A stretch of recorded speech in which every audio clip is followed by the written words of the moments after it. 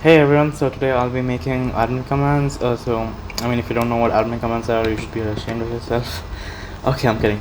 First things first, we're going to insert a module script inside of script service.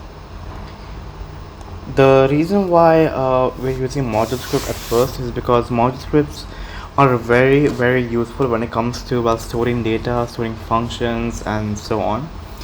So what we're actually going to do is store like the list of admins, the list of commands, what each command should do, and all of that within this module script. So this module script is going to be very important when it comes to all the data that's stored. Okay, so first things first, we're going to actually rename some of the stuff. First, we'll rename the module script to admin commands or whatever you want, honestly. And then in this module script, we're going to do local. Let's call module stuff actually. Okay. Say local admins. First, we're going to make a table of admins. We'll do local prefix is equals to this. For now, this should be nice. Okay, local admins. So first I'm gonna. So basically, one thing about module script you should know is that it can only return one thing. We can't return both admins and prefix. So one way to circumvent this is by returning all this in a table. So now it's seen as just one item because it's all in one table, right? Just like one list. So for prefix, I'll actually put slash. For admins, I'm gonna put my username, my user ID. I'm just going to play and just gonna find out my user ID from here. Players, my player, properties, user ID. There we go. So now, a local admins, I'm gonna put my ID there. Simple. And it's gonna now when this module script is like pretty much called, these two things are gonna be, this one table is gonna be returned.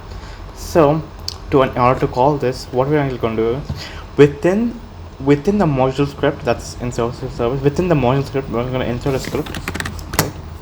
And so first things first, what we're actually going to do is call the module script. So what we're going to do is local module script is equals to required. So that's script.parent, right? So in order to call a module script, we need to use the function required, and while the module script is the parent of this script, so we're going to do script.parent. Next, we want the prefix, the actual data. We want the admin, so first one's admins. So we can do local admins is equals to a module script, the first one. Now the reason why we're doing this, when we're returning this list, right, or you can call it table. Table is the more right one. The first thing in the table is the admins table. So yeah, it's a table within the table, but the first thing in the table is the admins table. So the first thing that's going to be module, the first one. Now the second thing in the table is prefix. So we're going to do local prefix is equals to module script times 2. Now if you want to reduce lines, you can just do require script.parent, and we'll just replace this. We don't need this line, and yeah, now it's 2 lines. If you think this is less readable, you can do it the other way, but I think this is just fine because like I can read this way and it takes less lines of code, so it's fine for me. So that's it for now.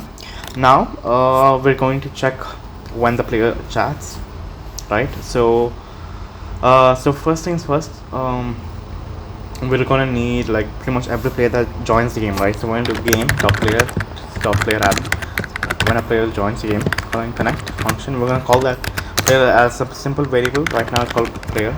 Alright, now when that player chats, that is chatted, we're going to connect to a event, connect to a function. There's a storm outside. Okay, so first things are going to be the message and the recipient. The recipient is a player, so it doesn't really matter for me. Next time, yeah. So whatever is going to happen here is going to happen when the player chats. So first things first, we're gonna check if this player is an admin. So the way we do this is within the admin's command, within the admin's table, we're going to do for I v our table is going to be admins. So we're going to do admins. Oh, sorry, in pairs. I mean, in pairs admins. Yeah, for I be in pairs admin do. And we're going to do add do at the end. We're going to check if it's an admin, right? So before this, I want to make a small variable. Local is player admin. So I'll put this as false for now, as default value. Okay. So now if player dot user ID, we're comparing player the user ID to the player. So if the player of the user ID matches within matches the current one, we can do then. If it matches, we can say is player admin true. Else we do else is player admin equals false. This line is not necessary because the default is already false. But okay. So one thing is you have to know is that imagine if we had two IDs, right, and the second one was something like 2, 3 to 4. Okay. Now my ID is the first one, how we just saw. So when this table runs, what it's going to do is the first time that is I is equal to 1, the v will be this first ID, and well, that is my ID. So is player admin is going to be true. But the second time it runs, there are two IDs. So when the second time it runs, it's going to be false. So it's going to the else. It's going to the else part, and it's going to say is player admin. Well, that's false. But in reality, I'm actually an admin. So the way we actually going to do this is when it finds that I'm an admin, we're gonna break the loop. We're gonna end the loop. It's fine. We've found that it's an admin. So we're gonna end the loop right there, and yeah. So now we're gonna check if player is true. That means if they're an admin, we can say print player is an admin.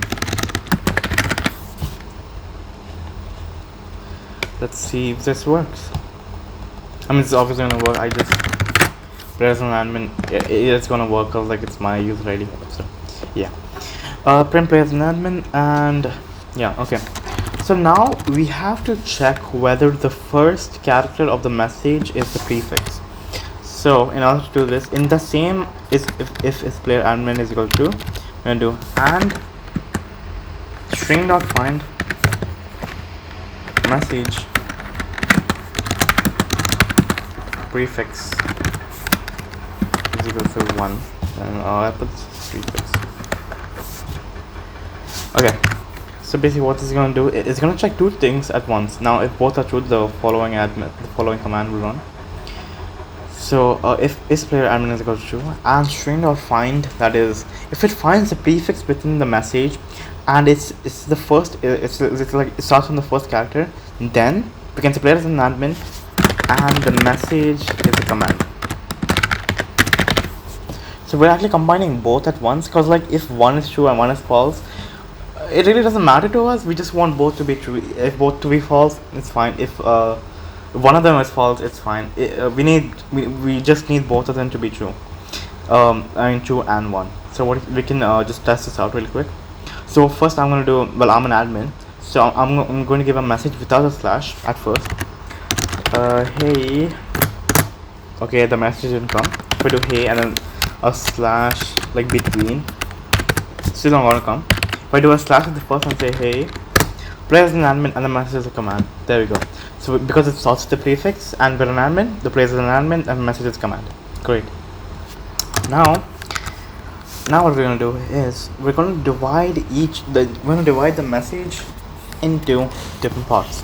Right? We're gonna say okay, so first we have the local message, right? Now we're gonna have I'm just going to go to some demonstration, you can say, right? So an admin, like admin message or admin command would have like 3 main parts. Okay, 3 main parts. So we're gonna say speed enter, okay, 25.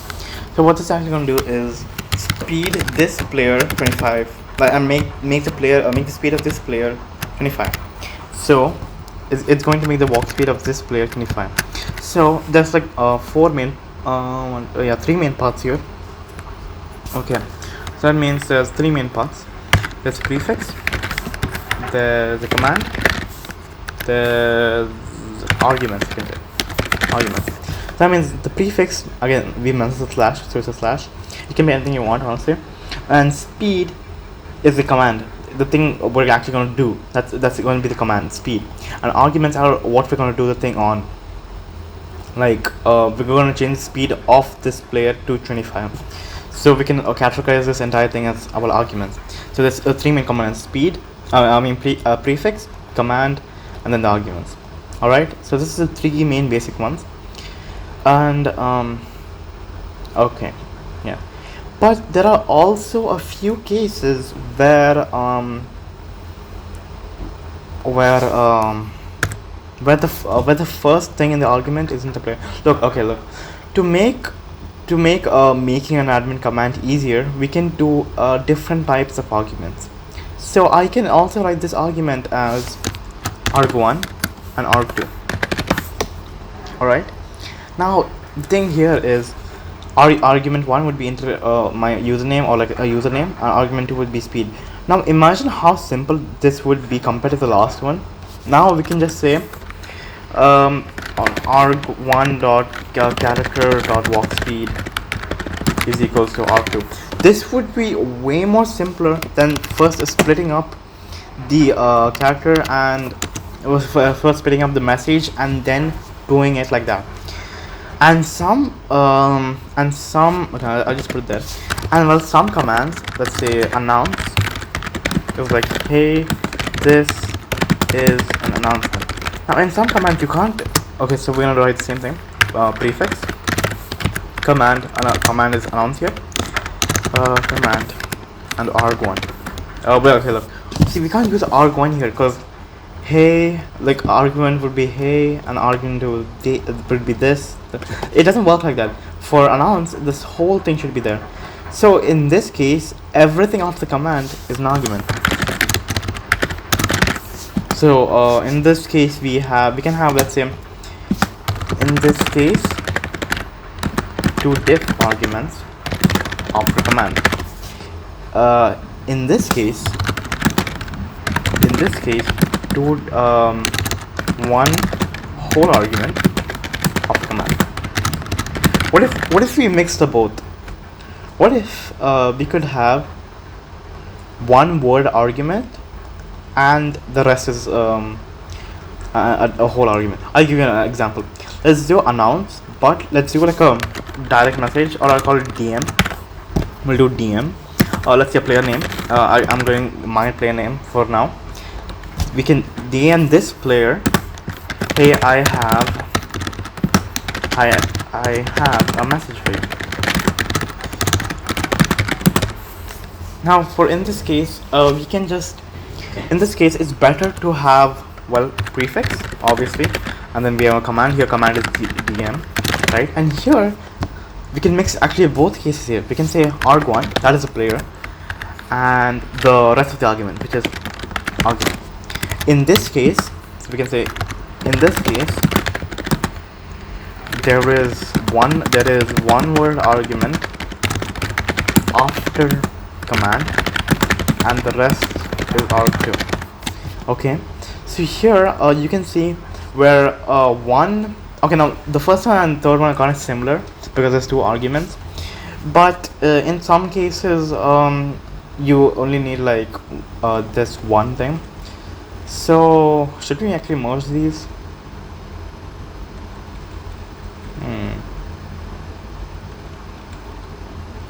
I think it's fine. Okay, honestly I think we can just merge these. So we could have yeah, we could have one argument, two. That could work, right? We'll just keep it there, just in case we need it. We're just gonna keep it there. In case a user enters something after that, and then we have to do some error handling. It's fine. We can just keep it there, just for simplicity. So we're gonna have three different types of arguments, you can say. So this could depend on what the command needs. So like when we're making the command, like when we're making the script of the command, we can say what type of arguments do we need. Do you need arg1 plus arg2, or arg arguments as a whole, or do you need arg1 and plus the rest of the arguments? So there could be like 3 different possibilities, right? So this is one, let's say first first requirement of a command. So a command, so basically say a command could need different type of arguments depending on what it's going to do to make the whole thing's just way more simpler when it comes to making a command. Like, we're gonna have a lot of commands here, right? And to simply just do it all quick, we can just specify what type of arguments you need. Instead of taking a prefix command argument and then splitting the first one and then splitting the second one to get the speed and stuff like that, it can be like it's like a few more minutes. But when it comes to making all those commands, it's honestly just better to do this, and becomes easier when you need to make a new command and stuff like that. And so this becomes very helpful later on, right? First requirement of command. Second requirement of command is some commands need to run from a server, or like a server side, or some commands need to be run from a client side. So the second requirement.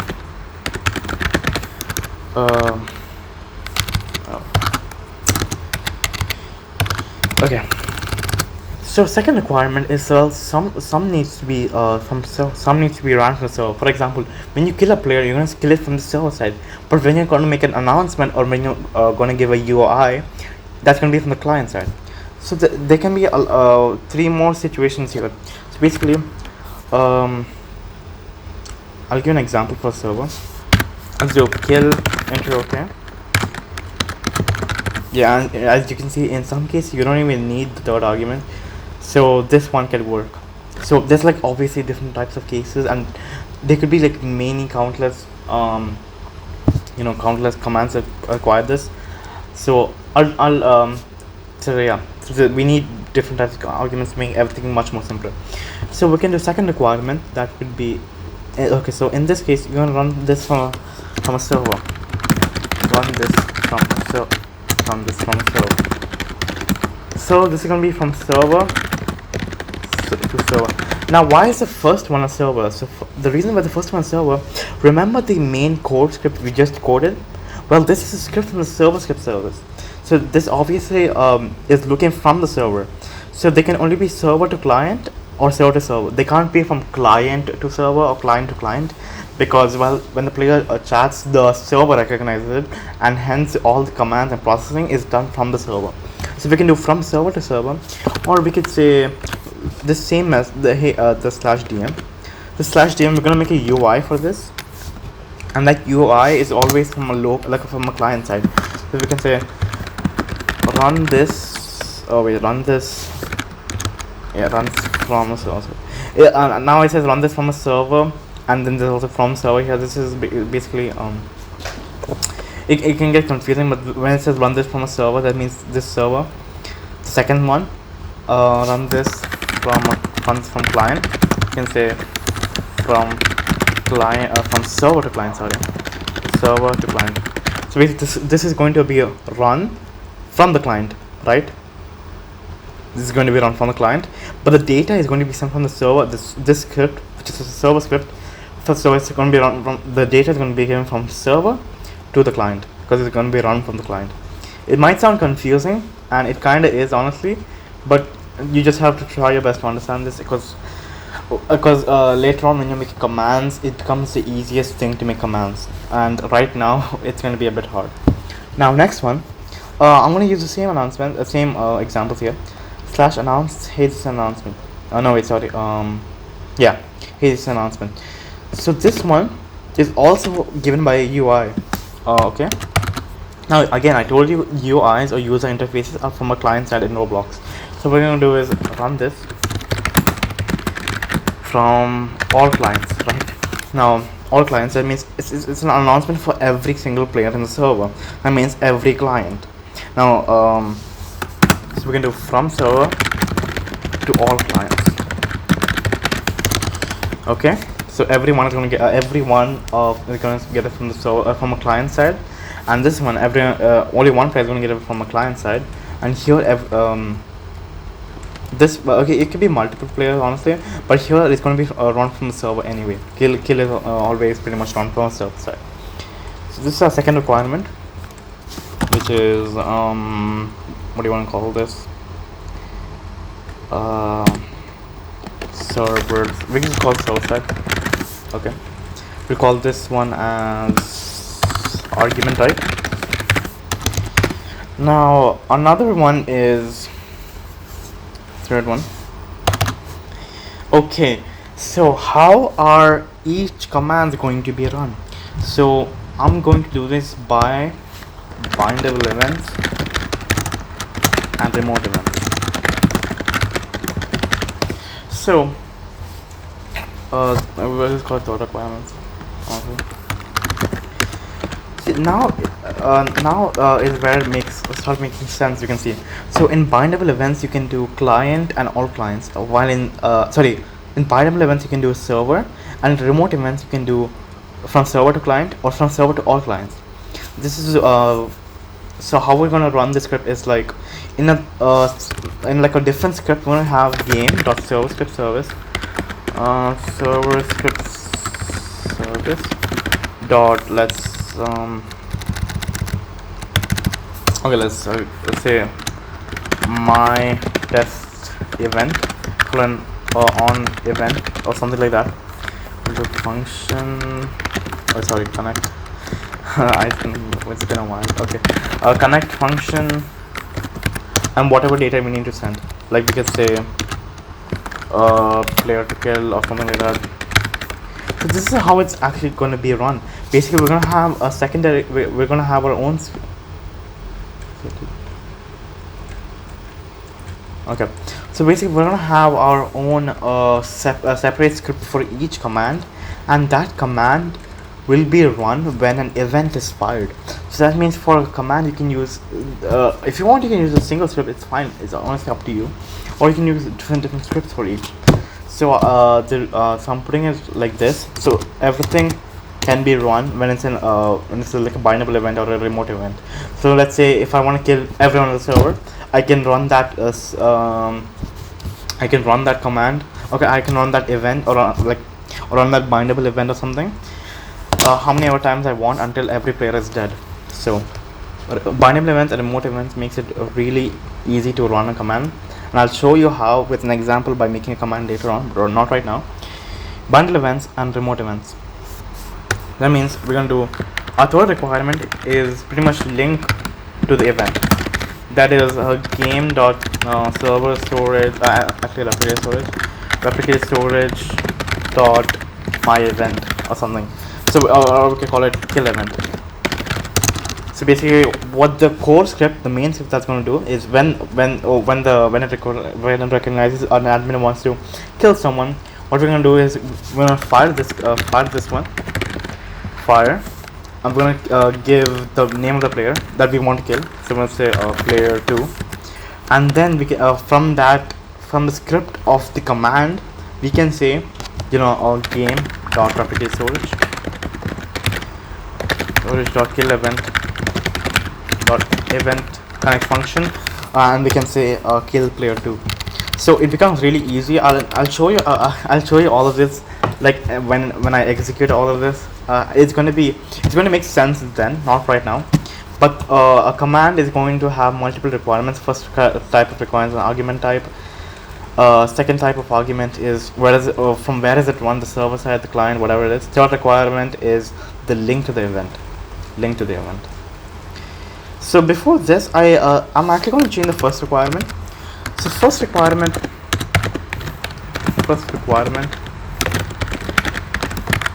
is the name of the command. So basically if I want this to run when I say I want this to run when the player says announce in chat, not like announcement, or like I want it to be when they say announce, right? Only when they say actual announce, like what should the message be from the player when I want this to run. So that's going to be the first requirement, the name of the command. So I'm just going to rename everything. Second requirement, third requirement, fourth requirement. Now fourth requirement. Sorry. Now fifth requirement. Now in my last video, I made an autocomplete script, and it's autocomplete like function. This is where it's going to be handy a little bit. So now in fifth requirement, now in a lot of the cases, the first argument, you can notice here, the first argument, look, you can see it right here. The first argument is a player, right? The first argument is a lot of the times, like a 50% times, it's a player. So what we can do is, of the fifth requirement, let's call it's going to be a boolean like a true or false. Is the first arg a player? So now this is going to be the fifth requirement. So if this is true, then we can use that autocomplete function that we did last video, and I can just say arg1, and it's going to give a link to the player.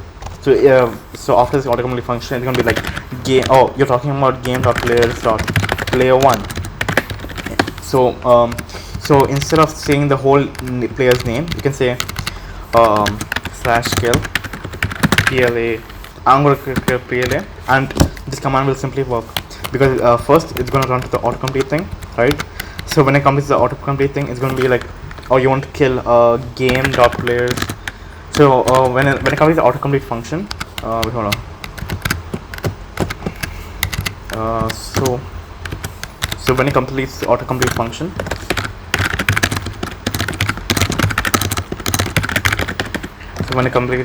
function, PLA, we can say autocomplete PLA. So when it comes and there's like only one player in the server called player 1, so it's gonna recognize we're talking about player 1, so it's gonna be like game.players.player 1. And then after this, it's like you want to kill player 1, okay, and we'll kill this player, and it's going to kill this player. So it's basically in a lot of cases the first argument is player. So to make everything simple and to incorporate the autocomplete function, what I'm actually going to do is make a fifth requirement called is the first player argument a player. It's the first argument a player. I call it player because a lot of time it is a player, and to make everything much more simple when you're making a command, this really helps out. And yeah, I'll show all of this when I'm making a command. It might seem complicated right now, but trust me, I'll be there. Now sixth requirement, this is an optional requirement. It's not okay. Sixth optional. Okay, I'm calling it not requirement exactly. So this one's actually also going to be a name. Okay, so basically, what other ways could you want the command to be done? Our first requirement, the name of the command to be said by the player. Right, for now announce, we want to run announce, like there needs to be an announcement, right? First requirement is the name of the command. So now there could also be two names, like if you want like a different another way of doing the same command, you can do slash this was 6 is an optional one. If you want a different name that the player can use to run the same command, just a different name, you can have another name at the sixth one. So we can call it so let's say I want announcement, so this could be the sixth one. So there's going to be so now how am I going to incorporate all these requirements? I'll show you in the next video. But basically, to recap all of this, so a command could need 6 different things, or 5 different things, whatever you need. First one is the name of the command that the player is going to give from the player's chat box. Second is what type of argument it is, because here we have speed, we have prefix, we have command, and arg1, and we have arg2. Here arg1 is integer, okay, and for simplicity, we can say arg1 dot character dot walk speed is equal to arg2, here is 25. And now obviously there could be errors and stuff, and I'll talk about that in a different video. And there could be a second type of argument where it's like prefix. Oh yeah, second type of command where it's like prefix command and everything else right after the command. No, like we're not gonna separate by space. Everything else exactly after the next command. Okay. Third type is like both combining first and second one. Prefix command, first argument, and then everything else after the first argument. Here arg2, if there's it's going to be this one's going to be completely ignored. This one's just going to be completely ignored. It's going to be between the space before this and the space after that. So it's arg2, it's arg1, command and prefix. This one's going to be completely ignored. So that's also one simple way of avoiding errors. So like if you use the third one, it's going to become like this. So this argument 1, this whole thing will be argument 2, and so then if you try to put this as the speed, you're going to get an error, or actually it's going to convert or something. Okay, but to make everything just much more simple, I've arg1, arg2, argument, and the third one is combining both. Third requirement is where is the thing ran from. So the kill is always run from the server side. So the like it's going to be fired from a server to a server. So that means a bindable event for this one. So the beginning one is always a server because our main script, as we coded before, is it's like a script, not a local script. So from server to server, so that means this kill is always run from a server. So the second one is a server. We'll have another script to run the kill one. So and that from that script is where it's going to kill, right? And for the second case, which is DM or like sending a message, it's going to be a user interface, and that user interface always from the client side. So we have from server and from the client, right? So the server, as I told you, is script one, and the client is that one, right? Third one, /announce. Hey, this is an announcement. Run this from all clients. Now this is another user interface, but this time it's ran from all the clients. So we can say from server to all clients. So this is third requirements basically says server side and like from where do you want it to be ran from. Fourth requirement is pretty much the link to the event.